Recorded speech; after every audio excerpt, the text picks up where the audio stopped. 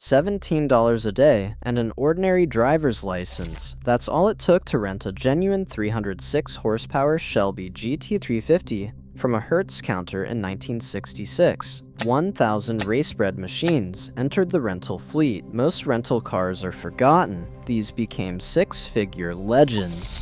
How Carroll Shelby turned a rental car into one of the most coveted machines in American history starts with a deal nobody saw coming. In September 1965, a phone call from Shelby American's general manager, Peyton Kramer, set off one of the most audacious deals in American automotive history. Carroll Shelby, already famous for transforming the Mustang into a race winner, saw an opportunity. What if you could put a real GT350, a 306 horsepower, 4-passenger track-bred machine, into the hands of ordinary drivers, not just racers or collectors? Hertz, hungry for something to make its fleet stand out in a sea of plain sedans, listened. The result was a formal agreement that would see Hertz purchase 1,003 specially built GT350H Mustangs, including 2 prototypes, for a nationwide rental program. The cars were destined for the Hertz Sports Car Club, a membership program created to attract driving enthusiasts. No special license was required, just a standard driver's license, and a willingness to pay $17 a day plus 17 cents per mile.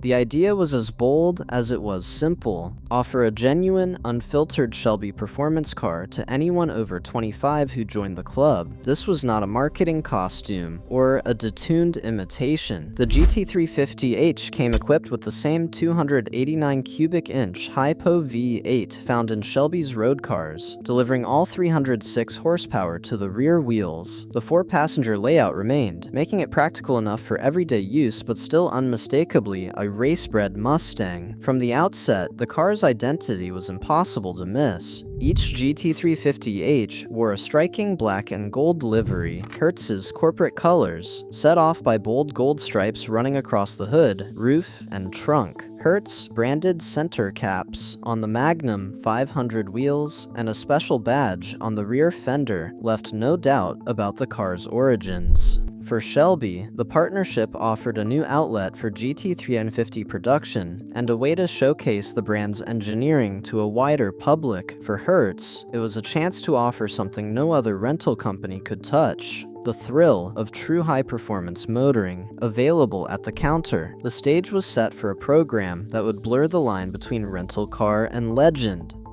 Under the skin, the GT350H was every bit a Shelby. The heart of the car was the 289 cubic inch high-performance V8, known among enthusiasts as the Hypo. This was not a detuned engine for easy rental duty. It was the same 306 horsepower power plant that roared in Shelby's own showroom cars, breathing through a 4-barrel carburetor and revving cleanly past 6,000 revolutions per minute. The engine's K-code designation stood for more than just numbers. It meant forged pistons, a solid lifter camshaft, and heavy-duty internals built to take abuse, whether on the street or the track. Shelby American insisted on keeping the 4-passenger layout intact, a deliberate choice that set the GT350H apart from stripped-out competition models. This was a car that could haul friends or family across town, then tackle a back road with the same urgency as its 2-seat racing siblings. The full interior, high-back bucket seats, and rear bench meant the car was as usable as any Mustang, but with a level of performance that was anything but ordinary. Every GT350H left the factory riding on Magnum 500 wheels, a Shelby signature, wrapped in Goodyear Blue Streak tires. These were not just for show. The combination offered real grip and durability, matching the car's power with a chassis that could handle it. The suspension and brakes mirrored the road-going GT350, with competition springs, a rear anti-roll bar, and front disc brakes.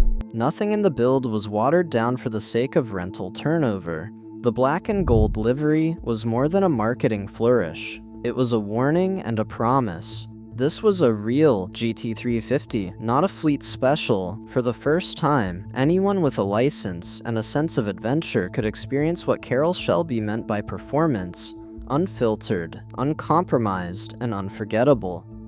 For the first time in American automotive history, renting a true high-performance car did not require special connections or a racing license. The price of entry was clear and almost disarmingly simple. $17 per day plus 17 cents for every mile driven. That fee put 306 horsepower at your command, a figure that until then belonged to showroom sales floors and the pit lane, not the rental counter. Hertz designed the program for adults over 25, but the only other requirement was a standard driver's license.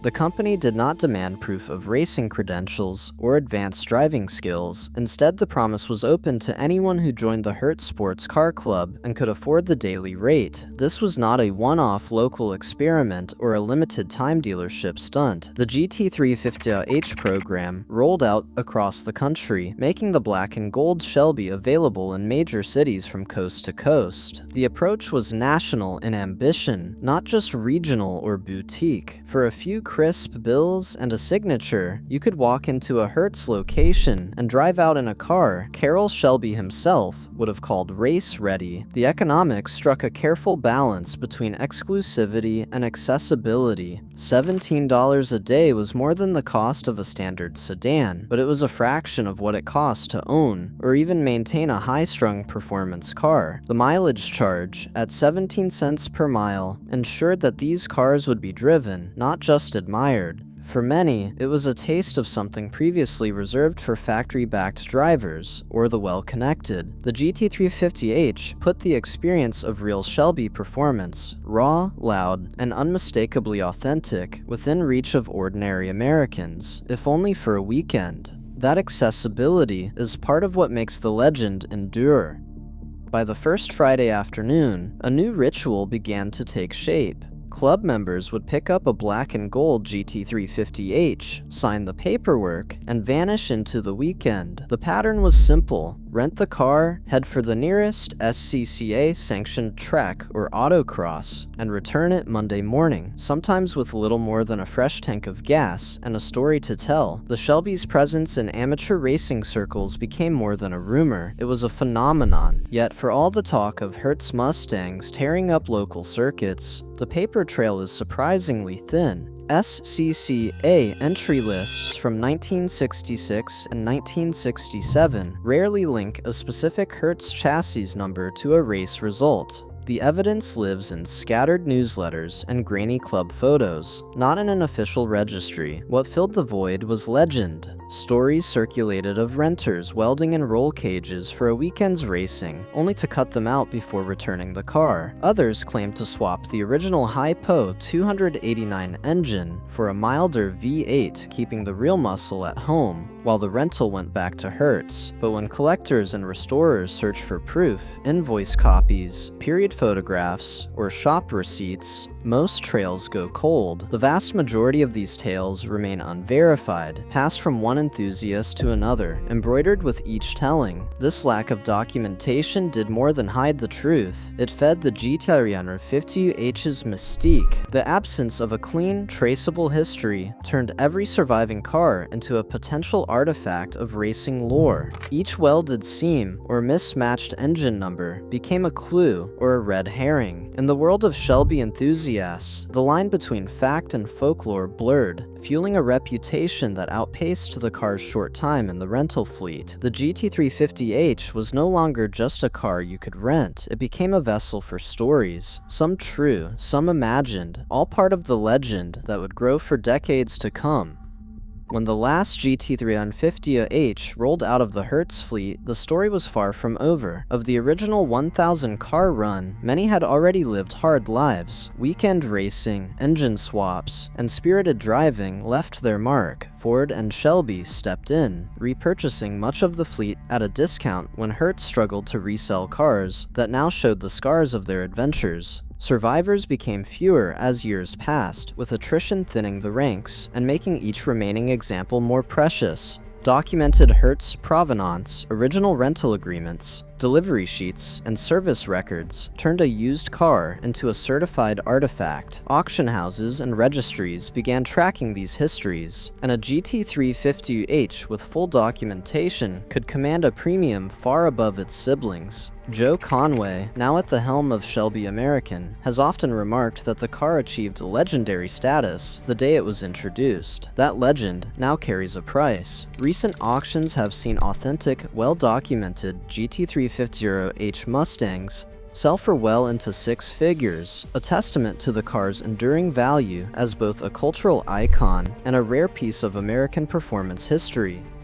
The GT350H stands as more than a collectible. It became the blueprint for a new kind of car culture. For the first time, a national rental counter offered real race-bred power to anyone with a driver's license and the nerve to sign the form. This was not a watered-down imitation. It was a 306 horsepower Shelby, engineered for enthusiasts, but made accessible to the public. That bold experiment prefigured the modern track day scene, where ordinary drivers taste performance once reserved for professionals. Later, automaker rental collaborations tried to recapture the formula, but none matched the mystique or impact of the original. The GT350H endures because it fused branding, engineering, and timing into a legend, a car that democratized speed and left its mark on every program that followed.